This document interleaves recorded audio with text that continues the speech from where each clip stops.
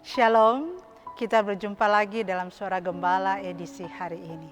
Saya berharap kita semua tetap sehat dan sukacita menikmati berkat kehidupan yang dianugerahkan Allah kepada kita. Amin. Saudara, kita tentu sudah familiar dengan domba dan kambing sebagai hewan peliharaan. Walaupun di daerah kita jarang, bahkan tidak ada yang memelihara domba. Tapi kita pasti sudah pernah melihatnya melalui gambar, baik di media cetak atau media elektronik. Baik domba maupun kambing, keduanya sudah dikenal sejak manusia purba. Dalam hal peribadahan, keduanya dipakai sebagai persembahan. Domba dikenal sebagai binatang yang jinak dan bersih karena kulit dan bulunya yang putih, yang bermanfaat untuk dijadikan bahan pakaian bagi manusia. Sedangkan kambing adalah binatang yang cenderung memiliki kulit yang gelap atau hitam, yang juga dapat dijadikan bahan pakaian dan perlengkapan rumah tangga lainnya. Susu kambing banyak dikonsumsi oleh manusia. Tetapi, mengapa Yesus membedakan keduanya ketika ia berkhotbah tentang akhir zaman? Bacaan Alkitab hari ini terdapat di dalam Matius 25 ayat 32, tertulis demikian. Lalu semua bangsa akan dikumpulkan di hadapannya, dan ia akan memisahkan mereka seorang daripada seorang, sama seperti gembala memisahkan domba dari kambing. Di sini saudara, Yesus tidak berbicara tentang perumpamaan seperti pada ayat-ayat sebelumnya dari pasal 25 ini. Melainkan Yesus menunjuk pada penghakiman secara universal kepada semua bangsa. Ini berarti bukan hanya menunjuk pada Kristen atau bukan, melainkan kepada perseorangan.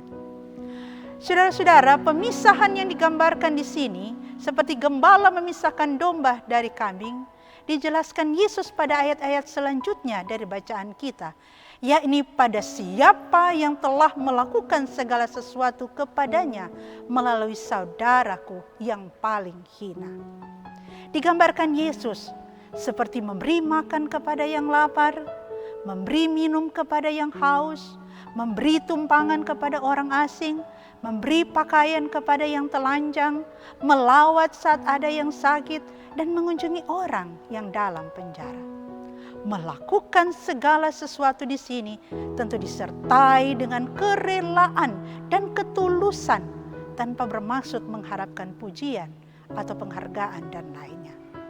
Jadi dalam hal ini, Yesus mengingatkan kepada kita bahwa tidaklah cukup kita mengatakan bahwa kita adalah Kristen, memiliki KTP Kristen, menyatakan percaya kepada Kristus untuk dapat mewarisi kerajaan yang sudah disediakan bagi kita sejak dunia dijadikan, jika kita masih berlaku abai dan tak acuh pada sesama yang membutuhkan di sekitar kita. Kelak di hari penghakiman, kita akan dipisahkan seorang daripada seorang, seperti gembala memisahkan domba dari kambing, lalu menempatkan domba-domba di sebelah kanannya, yakni mereka yang melakukan sesuai kehendaknya, dan kambing-kambing di sebelah kirinya, yaitu mereka yang tahu tentang firman-Nya, tetapi tidak melakukan kehendaknya. Karena itulah saudara-saudara, jangan kaget kalau ternyata kita ditolak oleh Yesus dan ditempatkan di sebelah kirinya. Padahal semasa kita berada di dunia ini, kita rajin beribadah, kita rajin dan selalu terlibat dalam pelayanan, kita tidak pernah lupa memberi persembahan di gereja.